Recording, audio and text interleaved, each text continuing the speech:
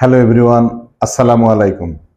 তোমরা যারা ষষ্ঠ শ্রেণীতে পড়ো কিংবা ক্যাডেট কলেজ ভর্তি পরীক্ষায় অংশগ্রহণ করতে ইচ্ছুক, তাদের জন্য আজকের জ্যামিতি অধ্যায়ের একদম বেসিক ধারণার যে কয়টি ক্লাস নেওয়া হয়েছে সেই ক্লাস থেকে আজকে আমরা এমসিকিউ পর্ব 3 নিয়ে আজকে আলোচনা করব। আমরা আজকে বেশ কিছু এমসিকিউ নিয়ে আলোচনা করব ইনশাল্লাহ। তো প্রথম এমসিকিউ দেখি কি আছে, বলছে তলের মাত্রা কয়টি।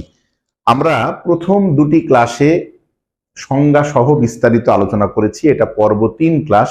আমরা যখন করেছিলাম তখন বলেছিলাম তল দেখতে অনেকটা এমন। এই তলের কি কি আছে? তলের সাধারণত দৈর্ঘ্য এবং প্রস্থ, এই দুইটা জিনিস আছে। এইটা হচ্ছে দৈর্ঘ্য আর এই পাশেরটা হচ্ছে প্রস্থ। দৈর্ঘ্য বড়, প্রস্থ ছোট। বলছে তলের মাত্রা কয়টি। আমরা জানি কি গাণিতিক মাত্রা 3টি, দৈর্ঘ্য, প্রস্থ এবং উচ্চতা। তাহলে উচ্চতার মধ্যে তলের দৈর্ঘ্য আছে এবং প্রস্থ আছে, এই দুইটা জিনিস আছে, উচ্চতা নেই, যার কারণে আমরা বলতে পারি তলের মাত্রা 2টি। দেখো তলের মাত্রা 2টি। দ্বিতীয় এমসিকিউ বলছে তলের কি নেই। আমরা চিত্র থেকে কি দেখলাম? তলের দৈর্ঘ্য আছে, প্রস্থ আছে, উচ্চতা নেই। তাহলে এখানে তলের উচ্চতা নেই। 3 নম্বর প্রশ্ন আমাদের কত হবে? তলের উচ্চতা নেই। উচ্চতা নেই, এই উচ্চতাটা তলের নাই। আচ্ছা, উচ্চতা নেই। রশ্মির প্রান্তবিন্দু কয়টি? আমরা যদি একটা রশ্মি আঁকাই, আমরা গত পর্বে বলেছিলাম যে আমাদের রেখা, রেখাংশ, রশ্মি এইগুলা খুব ভালো করে চিনতে হবে। রশ্মি দেখতে এমন, যার একটি প্রান্তবিন্দু, এখানে একটা প্রান্তবিন্দু আছে, আর এক পাশে একটা প্রান্তবিন্দু আর অপর প্রান্তবিন্দু চলমান। এখন বলছে রশ্মির প্রান্তবিন্দু কয়টি। তাহলে এই প্রান্তবিন্দু তো চলমান, তাহলে প্রান্তবিন্দু কয়টি হবে? রশ্মির প্রান্তবিন্দু হবে আমাদের 2টি। রশ্মির একটি। রশ্মির প্রান্তবিন্দু একটি আর অপর প্রান্তবিন্দু চলমান, তাহলে রশ্মির প্রান্তবিন্দু একটি। পরবর্তী প্রশ্ন, রেখাংশের প্রান্তবিন্দু কয়টি? আমাদের রেখাংশটা কেমন ছিল? রেখাংশটা ছিল এমন। এর দুইটা প্রান্তবিন্দু ছিল। খেয়াল করে দেখো, এখানে একটা প্রান্তবিন্দু, রেখা দুই দিকের কোনো দিকেই চলমান ছিল না, যার কারণে আমরা রেখাংশের প্রান্তবিন্দু কয়টি? রেখাংশের প্রান্তবিন্দু হচ্ছে 2টি। আচ্ছা, খেয়াল করে দেখো, হ্যাঁ, রেখাংশের প্রান্তবিন্দু 2টি। আচ্ছা, পরবর্তী প্রশ্নে যাই। বলছে রেখা কত প্রকার? আমরা জানি কি রেখা 2 প্রকার, সরল রেখা এবং বক্ররেখা। তাহলে সহজে বলা যায় রেখা 2 প্রকার। পরের প্রশ্ন বলছে 2টি রেখা পরস্পর ছেদ করলে ছেদ বিন্দুতে কয়টি কোণ উৎপন্ন হয়? আমরা একটু খেয়াল করে দেখি। মনে করো এই একটা রেখা, এই একটা রেখা, এই দুইটা রেখা যদি পরস্পর ছেদ করে, আমাদের এই রেখার চিহ্ন দিতে হবে। দুইটা রেখা পরস্পর যদি ছেদ করে, ছেদ করেছে কোথায়? এইটাই। ছেদ বিন্দুতে কয়টি কোণ উৎপন্ন হয়? তাহলে কোণ উৎপন্ন হয় এটা একটা, এটা একটা, এটা একটা, এটা একটা। তাহলে বলছে 2টি রেখা পরস্পর ছেদ করলে ছেদ বিন্দুতে কয়টি কোণ উৎপন্ন হয়? তাহলে ছেদ বিন্দুতে কোণ উৎপন্ন হবে মোট 4টি। তাহলে আমাদের সঠিক উত্তর হচ্ছে 4টি।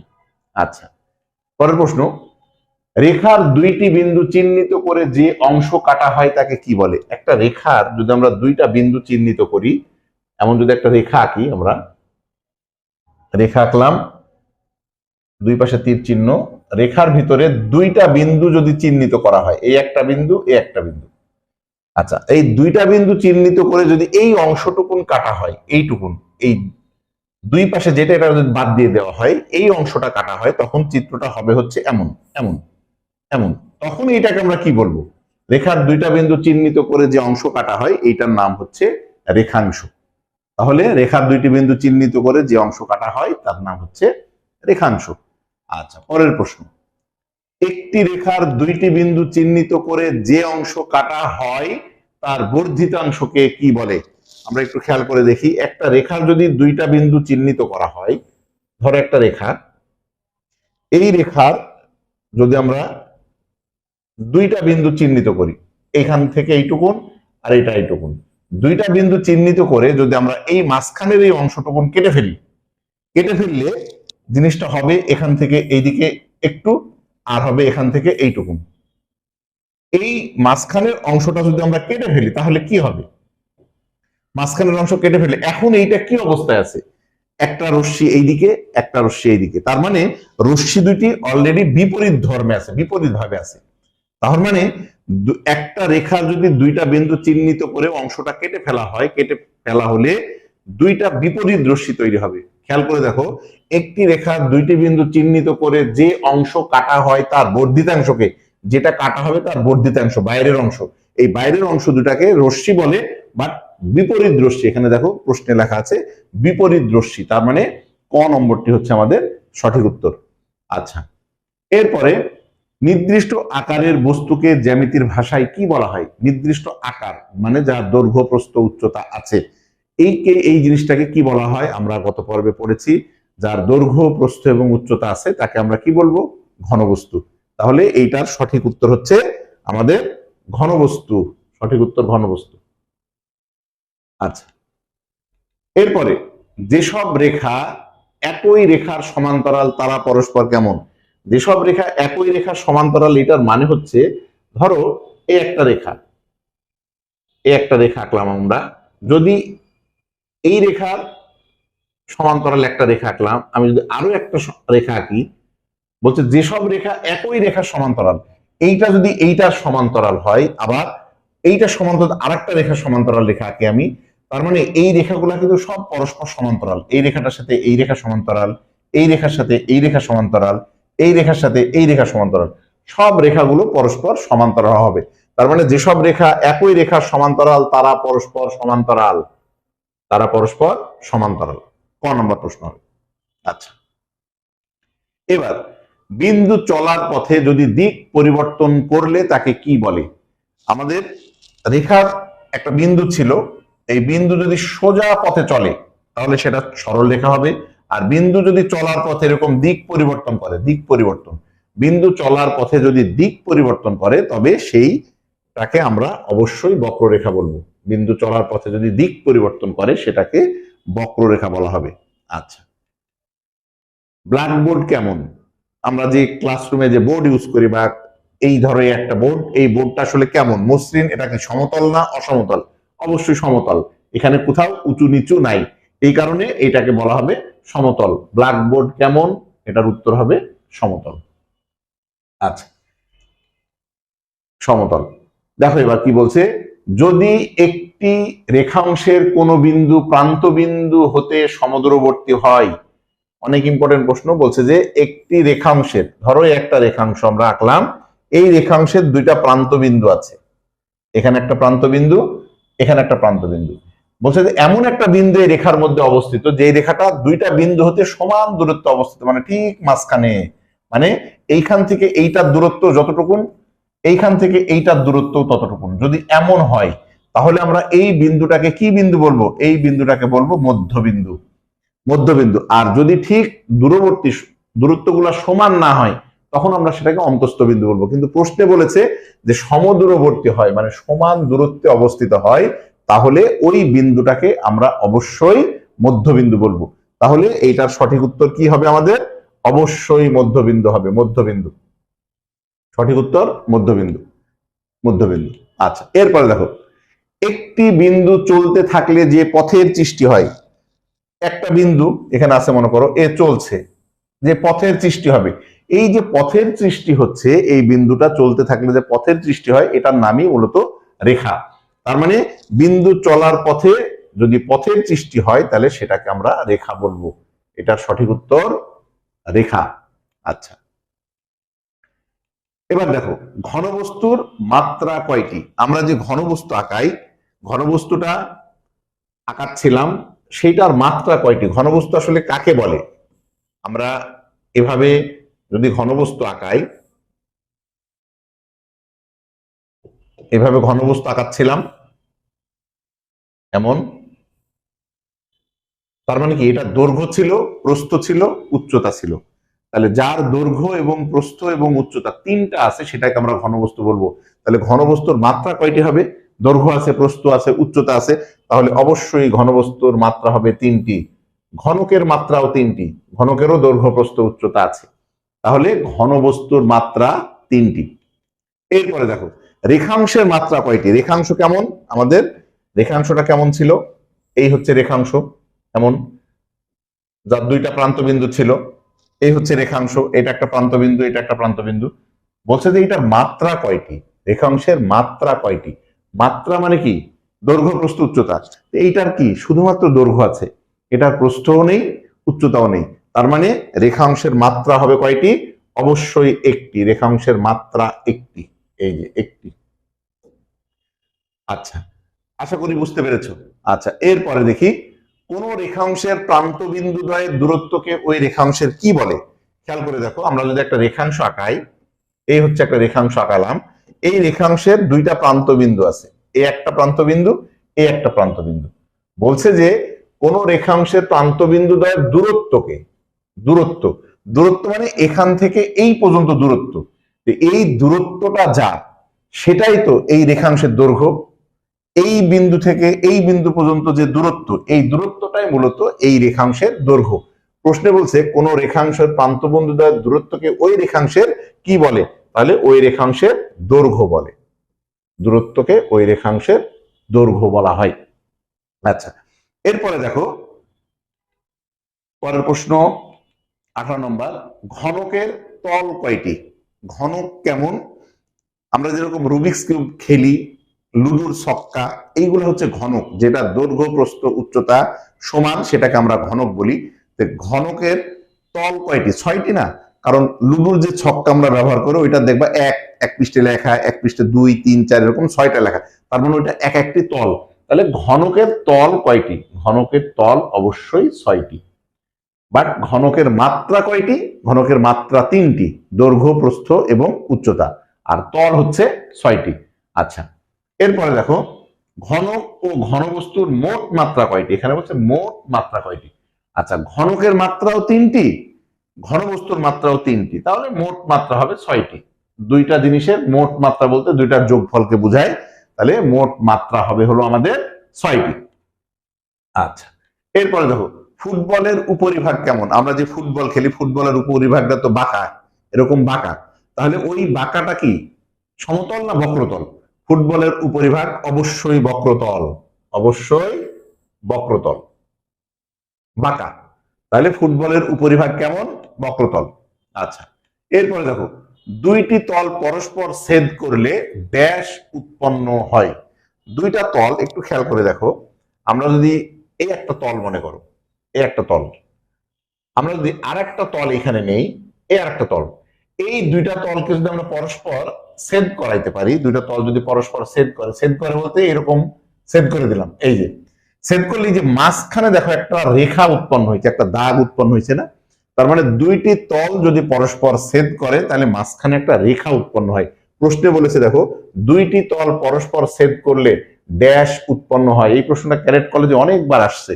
তাহলে দুইটি তল পরস্পর ছেদ করলে আমাদের কি উৎপন্ন হবে, উত্তর দেখো রেখা উৎপন্ন হয়। দুইটি তল পরস্পর ছেদ করলে রেখা উৎপন্ন হয়। আচ্ছা, এরপরে দেখো রশ্মিকে ড্যাশ ও বলা হয়।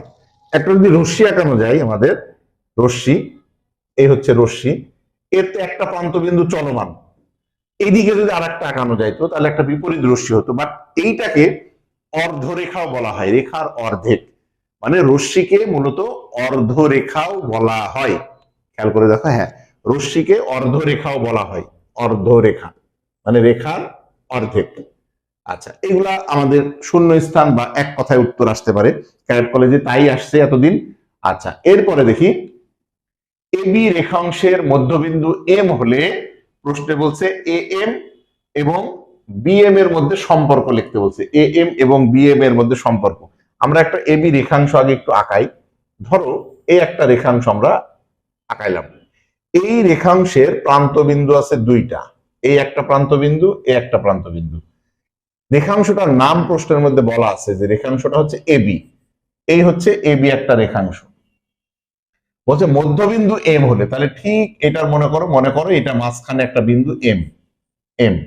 প্রশ্নে বলছে এ এম এবং বিএম এর মধ্যে সম্পর্ক, তোমাকে এ এম আর বিএম এইটার মধ্যে সম্পর্ক, যেহেতু এইটা ঠিক মাঝখানে অবস্থিত তাহলে সম্পর্কটা হবে এ এম ইকুয়াল বিএম। তার মানে এ এম এ এম এবং বি এম সমান হবে। কেন সমান হবে? কারণ এম বিন্দুটা ঠিক মাঝখানে অবস্থিত। এখান থেকে যদি অন্য কিছু সম্পর্ক বলে তাহলে কি হবে?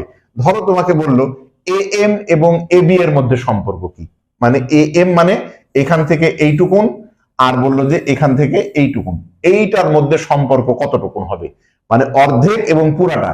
সেই ক্ষেত্রে আমরা লিখতে পারি এ এম সমান হাফ এ বি, মানে এ বি এর অর্ধেক।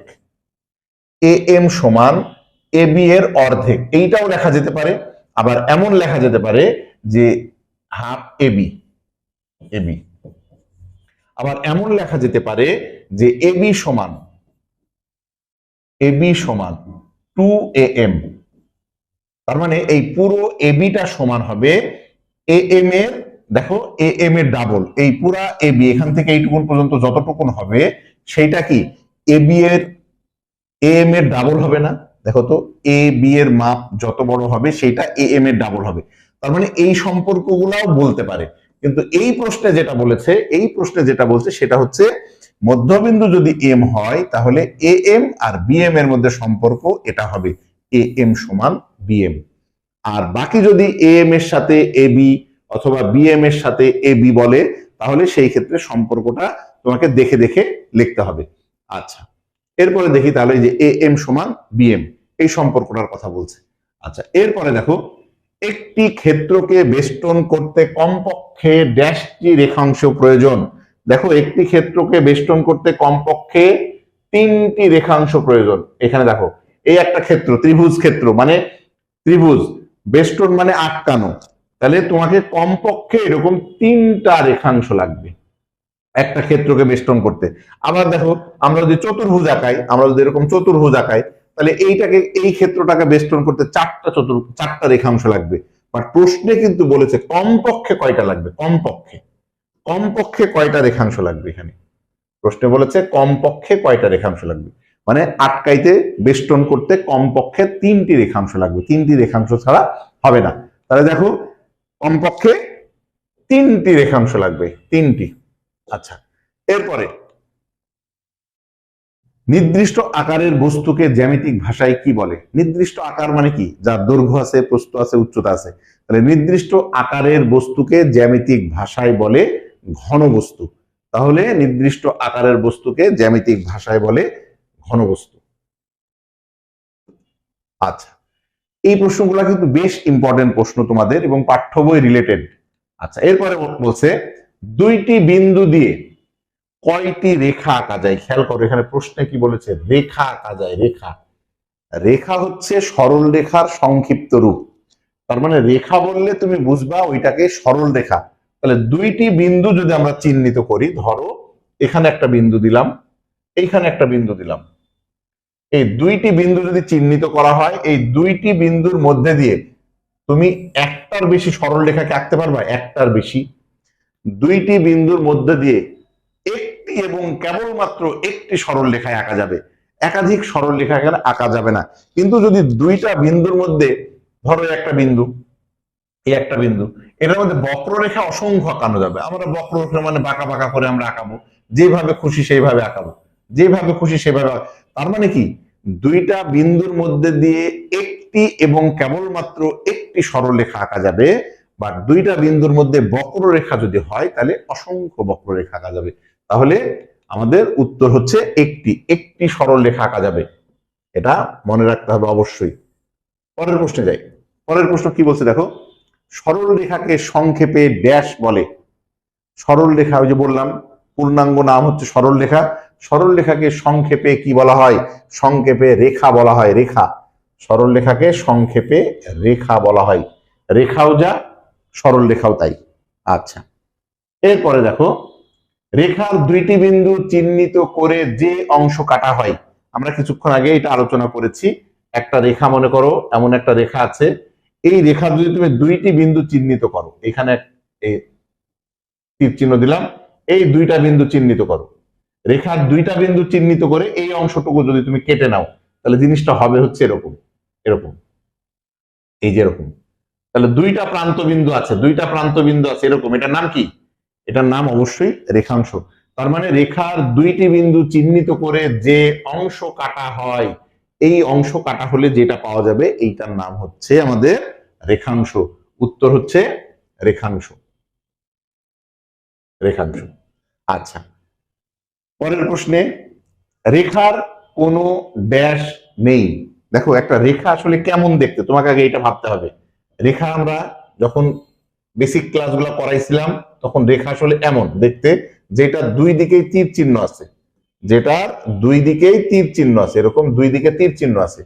তার মানে কি রেখাংশ এমন, এর প্রান্ত বিন্দু আছে দুইটা, বাট এইটা তো দুই দিকেই চলমান, তার মানে এর কোনো প্রান্ত বিন্দু নাই। রেখার কোনো প্রান্ত বিন্দু নাই, বলছে যে রেখার কোনো ড্যাশ নেই, তার মানে রেখার কোনো প্রান্ত বিন্দু নেই। রেখার কোনো প্রান্ত বিন্দু নেই, অনেক ইম্পর্টেন্ট প্রশ্ন। আচ্ছা, এরপরে দেখো, এই হচ্ছে আমাদের 30টা মতো প্রশ্ন নিয়ে আমরা আলোচনা করলাম। তোমাদের পাঠ্য বইয়ে একদম বেসিক জ্যামিতির যে জিনিসগুলো আছে আমাদের প্রথম দুইটা পর্বে আলোচনা করেছি, আর এই দুইটা পর্বের মধ্য থেকে আমাদের যে সমস্ত অবজেক্টিভ বিগত বছরে ক্যাডেট কলেজে যে সকল প্রশ্ন আছে সব এইটার মধ্যেই ছিল।